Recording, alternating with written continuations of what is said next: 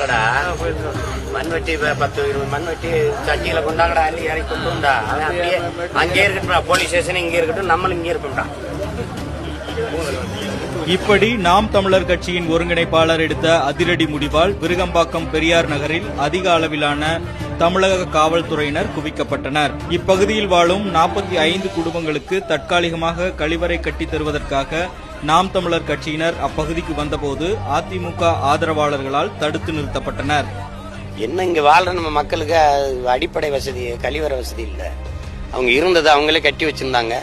அவங்க இடத்த அந்த பக்கம் இருக்கிறவங்க ஆக்கிரமிச்சுக்கிட்டாங்க. இது மாநகராட்சியில இருந்து நாங்க வாங்கிட்டோங்கிறாங்க. எவ்வளவு வாங்கினாங்களா? 1.25 கோடிக்கு அவங்க வாங்கிட்டேங்கிறாங்க. அதையெல்லாம் யாரும் கேட்க வரல. ஒரே இதில் காவல்துறையை வச்சு மிரட்டி 150 காவல்துறை குவிச்சோன்னா பயந்துட்டு சாணம் இருந்துட்டு இந்த மாதிரி கொண்டாந்து வீட்டு வாசல்ல கொண்டாந்து இதுவரை எங்க இடம்னு தட்டி கொண்டுட்டு போயிட்டோம். இப்போ அவங்க இருந்து வச்சிருந்த கழிவறையை இடிச்சு தள்ளிட்டதுனால இவங்க இதுவரை மழை வெள்ளத்தினால் பாதிக்கப்பட்டு வேற இடத்துல வைக்கப்பட்டிருந்தாங்க. இப்போ வீட்டுக்கு வந்து பார்த்தா அவங்களுக்கு கழிவறை வசதி இல்லை. இப்போ நம்ம பார்க்கும்போது எங்களுக்கு அடிப்படை தேவையாக இருக்கிறது இந்த கழிவறை வசதியான மக்கள் பூரா பெண்கள் 150 பேருக்கு மேலே. அவங்க இருட்டில் இப்போ இங்கே ஏதாவது போகணுன்னா இந்த கட்டடத்தை தாண்டி அங்கே ஒரு பெரிய காட்டுக்கு போகணும். அது எந்த அளவுக்கு பாதுகாப்பு இருக்கும்? அப்போ அந்த அடிப்படை தேவைக்காக தான் இது அரசு இடம் தான், புறம்போக்கு இடம். இப்போ இது காவா புறம்போக்கு, அதை தூத்து இவ்வளவு பேர் ஆக்கிரமிச்சு கட்டியிருக்கான். இந்த காவாயே இருக்கான்னு பாரு, இல்லை. இது ஓடி சினிமா இருப்போமா? எல்லாத்தையும் ஆக்கிரமிச்சிட்டான். அதை விட்டுட்டு நான் அந்த சோறு ஓரத்தில் 5 கழிவறை கட்டுறதுதான் பிரச்சனை இருக்கு. அவங்களும் செய்ய மாட்டாங்க, செய்ய விட மாட்டாங்கன்னா அப்படி இருந்தாலும் கொஞ்ச நாள் பயன்படுத்தட்டும். பிரச்சனைனா நீங்க இப்ப விட்டுருங்க, வேற இடத்துல மாற்றி கட்டி கொடுங்க. அது செய்யல.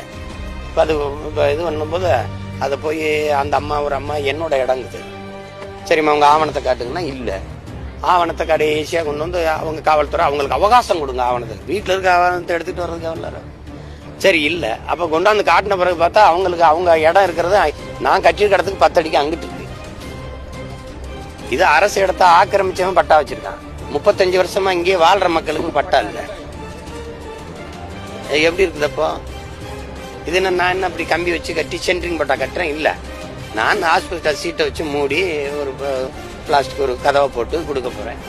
அங்கே உரையை இறக்கி ஒரு கழிவு இறங்குறதுக்கு அதை ஒரு கழிவு நீர் அகற்ற ஊர்தி வச்சு எடுத்துக்கிற மாதிரி நம்ம செய்ய போறோம் ஒரு அவசர தேவைக்கு. அதுக்கு இவ்வளவு ஆர்ப்பாட்டம், இவ்வளவு பிரச்சனை. பேச இயலாத மக்கள், பாவப்பட்ட மக்கள்னா அவனை ஓடிக்கி நசுக்கி தள்ளுறதுன்னா இது எப்படியா இருக்கிறது?